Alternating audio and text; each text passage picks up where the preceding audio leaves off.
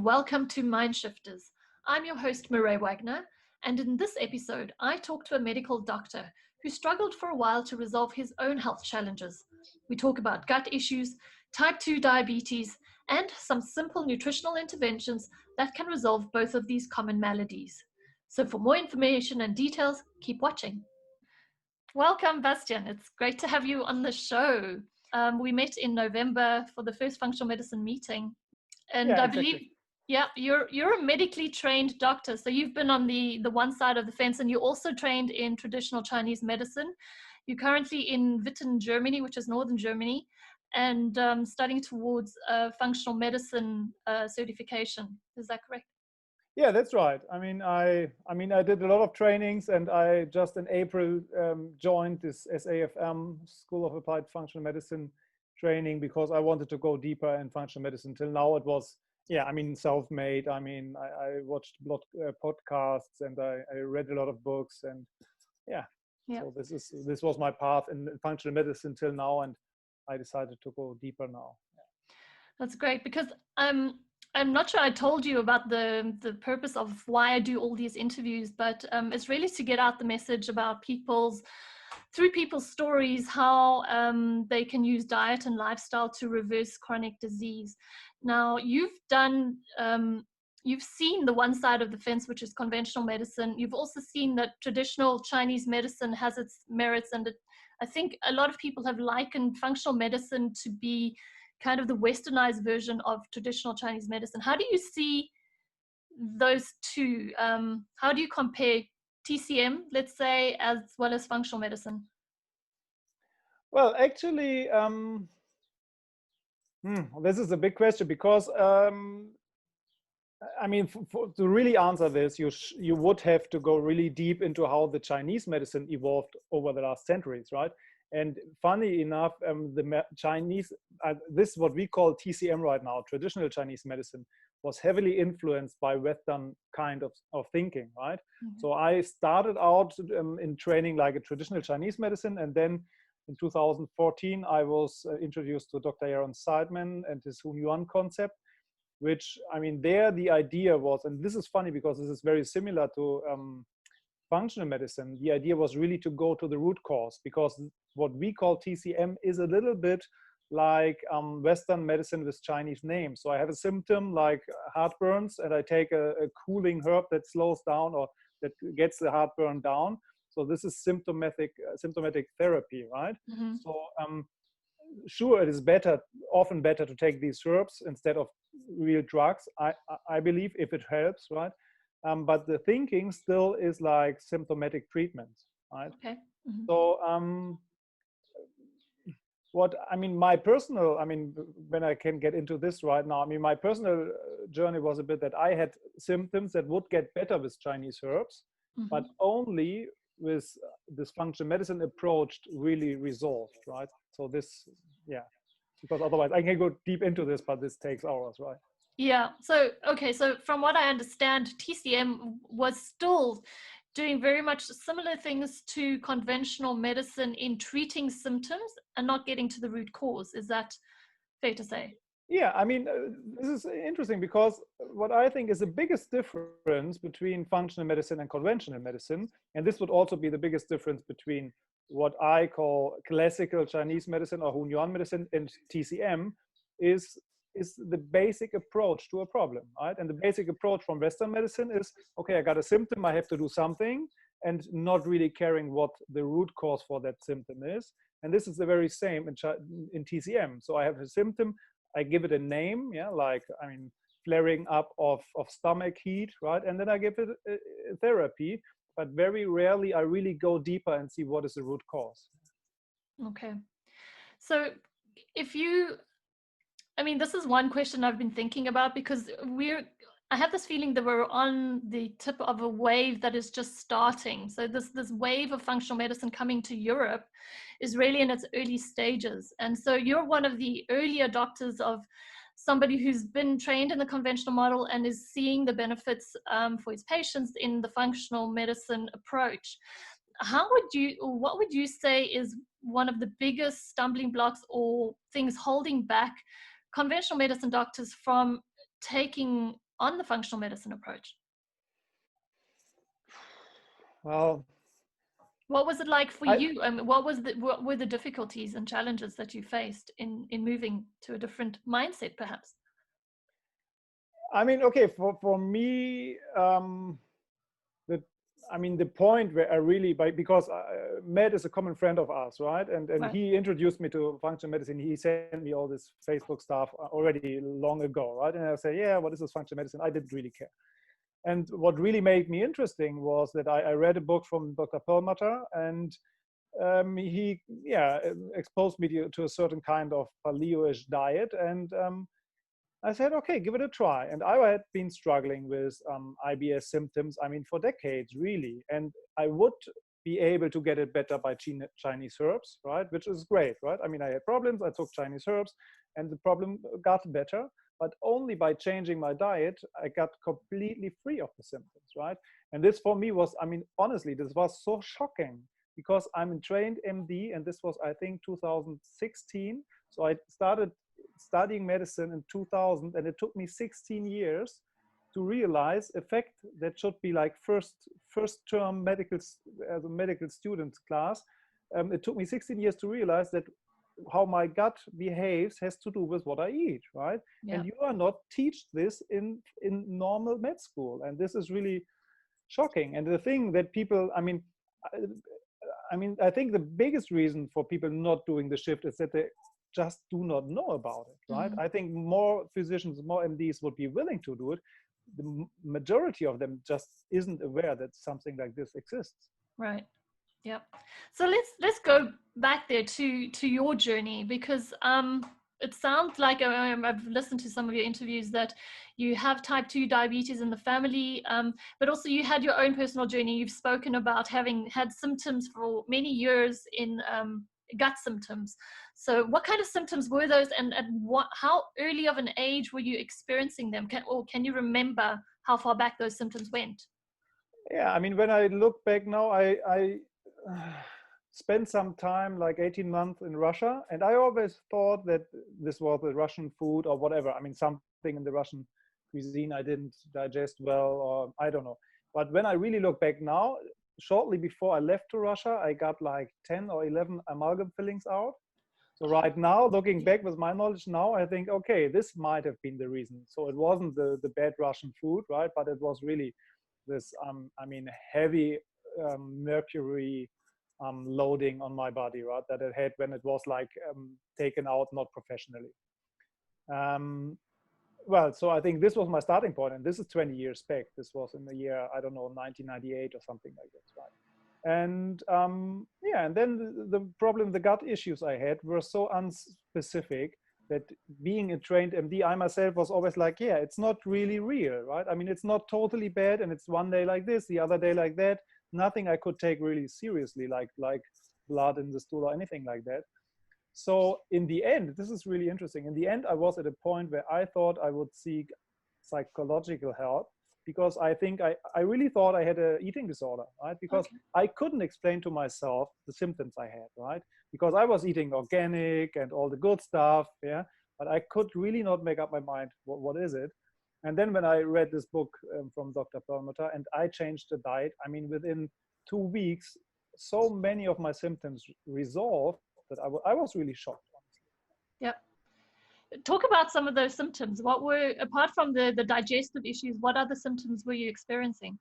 Yeah, I mean, of course, heavy bloating and all this, right? Mm-hmm. And then I remember, because we were coming back from the holidays in the Northern Sea, and I had like two rolls with some fish on them, right? And then I thought, okay, I mean, I'm 180, right, 80 kilos, so 2 rolls with a bit of fish is not overeating, right, for a Yeah. person like me. So I said, okay, this doesn't hold up. And the other symptoms were, I mean, like bloating, indigestion, and all this. And the other symptoms were mainly, I mean, brain fog. And after lunch, I would really collapse. I mean, this after lunch coma, I couldn't think, I couldn't work. I still had to, right? But it was really like, how do normal people do it, right? I really, yeah, these were the main symptoms. Mm-hmm. Mm-hmm. Okay. So tell me about how you think what your whole family experiences, because you say that you have type 2 diabetes in your sister, your mother. your brother, did you say? No, my father has it. Your father, sorry. Mhm. So all three of them have type 2 diabetes. How do you, knowing what you know, link what's being experienced by your family, link to the experience that you had? How would you describe that? Yeah, I mean, with all this diabetes, I mean, for me, it became quite clear that all this blood sugar going up after a meal, and you feel really great having a pot of pasta, right? And then crushing down, that this is a blood sugar issue, right? I mean, this became clear for me quite easily. And what really, I mean, right after this Perlmutter book, I read this blood sugar solution book by Mark Hyman. And this was, I mean, I was honestly so shocked because normal MDs don't think that way. Yeah, I mean, a good HbA1c. I mean, like, yeah, I'm average blood sugar level. Right, you have to really look at how much insulin the body produces in order to maintain such a level, right? And this nobody looks at. And if I look at my family, I mean, this is really interesting because my father is quite overweight for a long time, and his blood sugars were always fine, and I knew what he was eating. I mean, he ate like ice cream, I mean, pots of them. And I was so, I thought, this can't be that his blood sugar is still so good. Yeah. And I said, I mean, there has to be diabetes one time, right? At a certain point. And in the end, I mean, 2 or 3 years later, his blood sugar, his HbA1c got high. So I mean, I clearly see the connection of that lifestyle, of that diet my family has. I mean, everybody has. I mean, it's not so special, right? But we obviously have some problems, some issue here. Yeah. And their development of diabetes, right? Yeah. So how did the conventional, I mean, you as a conventional medicine doctor, you had all these symptoms as well. How were you treating yourself with that? Were you taking just something to settle the gut issues, or how were you treating yourself at that time? Yeah, I'm a bit, I think from the get-go, from the beginning on, I was like a double agent, right? So I was studying Western medicine, but I never really believed in it. It was a bit like, okay, this is what you do. You signed up for med school, so you finish, right? And then I finished, and then I had family, and I needed the money, kind of, and I started working as an MD, which is not bad because, I mean, for patients it's good because you have the credibility and you know the system, and also, of course, as an MD and GP, I know what works and what doesn't, right? So I can really relate to that. But I myself never took, I mean, ibuprofen for toothache, right? But otherwise, I would never take any conventional drugs, right? So I went for the Which Chinese. is already quite different to most conventional doctors, right? Yeah, it's because, I mean, so this is why I say I was a double agent, right? I did it for a living, yeah, but not feeling really good with it. And I tried also to implement as much Chinese medicine as I could. So I would really, I would tell my patients what to eat. I mean, and do bone broth, what the Chinese also do, which I did. This is funny because this I did myself, and this really felt good always. I mean, really doing bone broth I do this for 20 years because the Chinese do it themselves too, right? Yeah.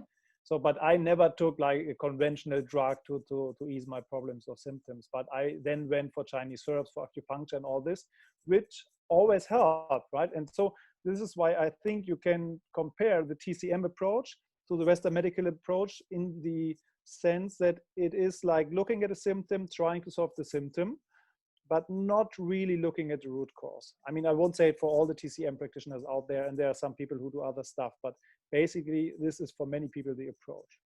Right. So bridging that gap, because you said that you found some relief with TCM and then only really found proper healing when you applied functional medicine approaches. Can you elaborate what those approaches were? Was it only diet, and what in your diet were you changing for the people that might want to know?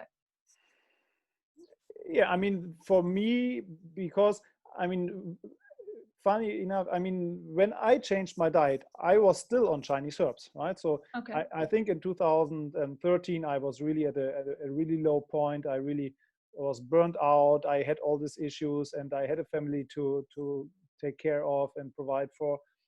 And by then I met my Chinese herbal teacher, Yaron Seidman, and he really, I mean, this I honestly have to say, he really got me out of a lot of trouble, right? And he really brought up my energy and all this, but still this gut issues weren't resolved, right?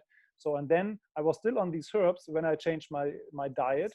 And this was for me the biggest impact from functional medicine so far. Yeah, I mean, mainly I let out like gluten, dairy not so much, but gluten, and I started eating real foods. I mean, I never ate vegetables till then. It was like really, it was Really? like I You couldn't shocked see. me. Yeah, no, it was like, yeah, vegetables. I didn't know what they were good for. Of course, I ate them, but it was not. Right? And what really shocked me also was like after 2 or 3 weeks on this paleo-ish diet, like vegetables, good meats, eggs, nuts, seeds, that's it basically. I was longing for vegetable fiber, right? That I before never wanted. So my gut microbiome changed in a way that I really had a longing for this nutrients that I before, like 3 weeks before, was like, oh, I don't need them, I don't want them even, right? So this was very, but for me it was cutting out gluten and sugar, right? This was Yeah. the biggest impact. Okay. Well, so how do you then approach with your clients? Because the functional medicine approach is very much got to do with the diet, but also with a number of other factors. So how do you approach patients? Yeah, well, I mean, the way the fact that I can approach patients the way I do right now, this is I mean, because I really got out of the conventional model. I had the license to build state insurance and I gave it back because it was clear I couldn't do this in the conventional model at all. I mean, I tried very hard. I gave out all these handouts with all the guides, and people were like, oh, he's talking about diet again, right? Yeah, really. Yeah, because they wouldn't come for this, right? They wanted a pill, they wanted a quick fix, they wanted the sick leave paper, and that's it, right? So, and I was coming and say, yeah, you have the stomach ache and you have been to the gastroenterologist and he says nothing is wrong, but I think you could change your diet, right? And they were like, oh. So this is when I went out. I mean, I really left the conventional field because you also you can't do it on the time you have allotted for a patient.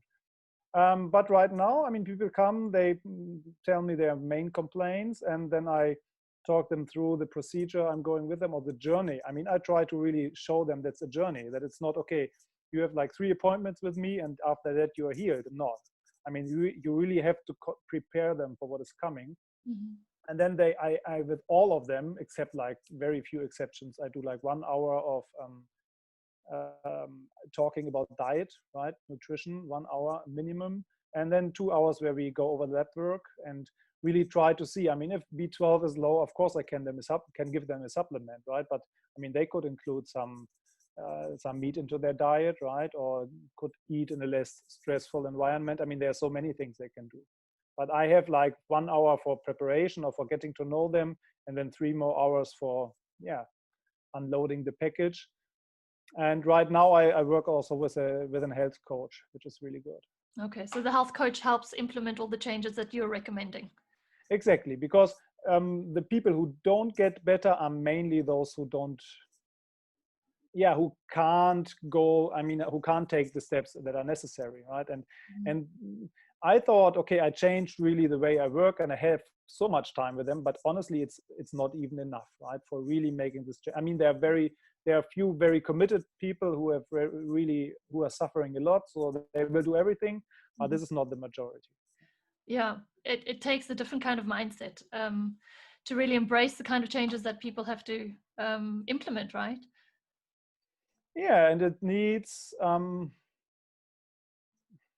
mean, also a change in my perception, also a change in how I mean, you have this classical, and this is very widespread still, you have this MD thinking, right? So I see myself more and more as a coach, or I think a good MD should be a coach, because there is this thinking which is ingrained like in many MDs. Is like, okay, I tell you what to do, you don't do it, so I can't help you, right?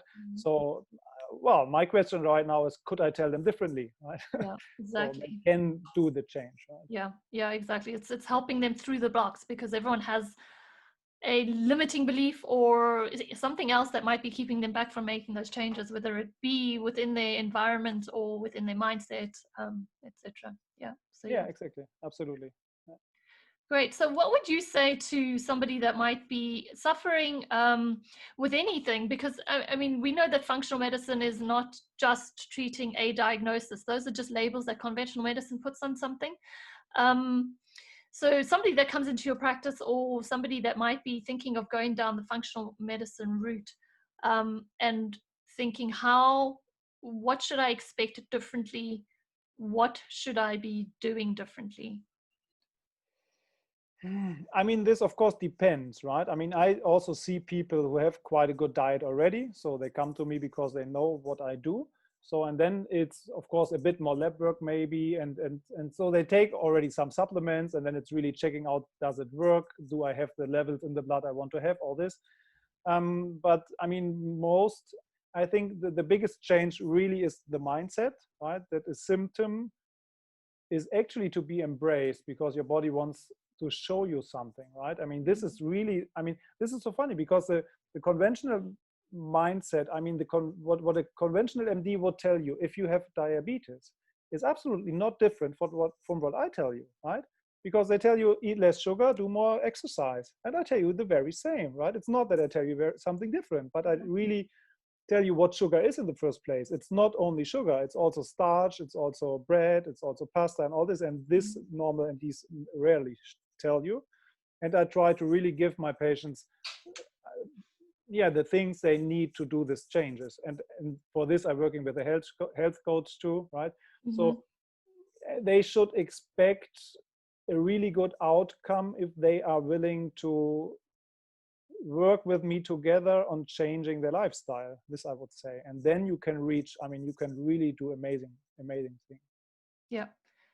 Now, I know that your one passion is trying to change the approach of type 2 diabetes treatment in Europe and the way it's currently being done. So what else would somebody that, say, type 2 diabetes comes to you with would have to definitely be thinking about in terms of changing their diet?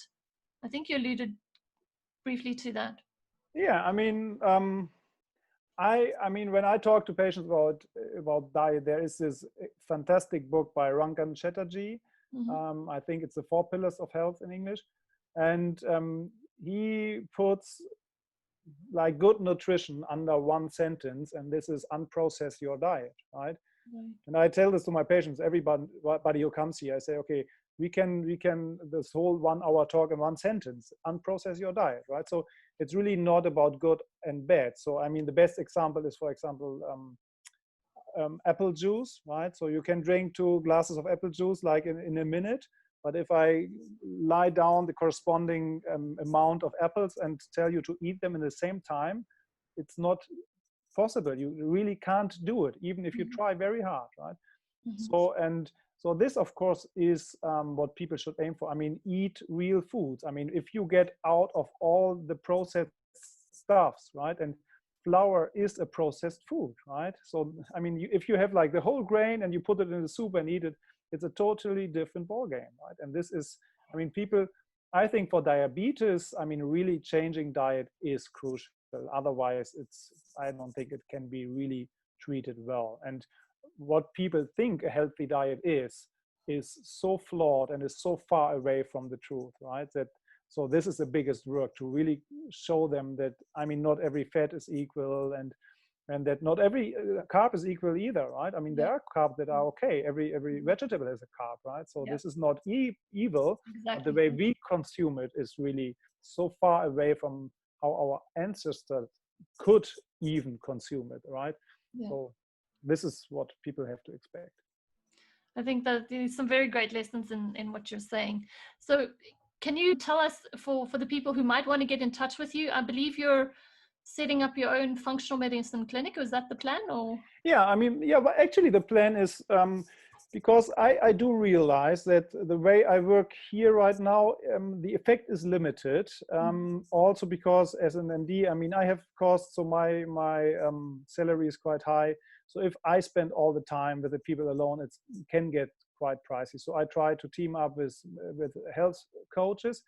and actually really to sell people like a package, which is good, because if you say, okay, I bought this package for so much money for this half year, you're gonna stick to it, and then you will see the changes, rather than when you come and book like 3-4 appointments, are not able to change anything, and then you get disappointed. For this, I really have to leave a bit into, to leave my conventional MD function and go more into a coaching mode. I'm planning on this right now. Till now you can reach me like as an MD. Yeah, I do also video and online consultations, which is legal in Germany. Which is very nice thing, right? So yeah, you can look me up online, Bastian Hoelscher, and you're gonna find me there. Okay. So do you have a website that you want to mention? Yeah, that I do. This is it is Praxis Bastian Hoelscher, but I think it's easier you Google my name and you're gonna find it, because it's a very long one, right? Hoelscher spelled Hoelschcher. SCHER. Exactly. Great. Well, it was wonderful talking to you. Thank you so much for all those actionable tips. Yeah. And we hope to see you around soon. Thank you. Thank Bye. you.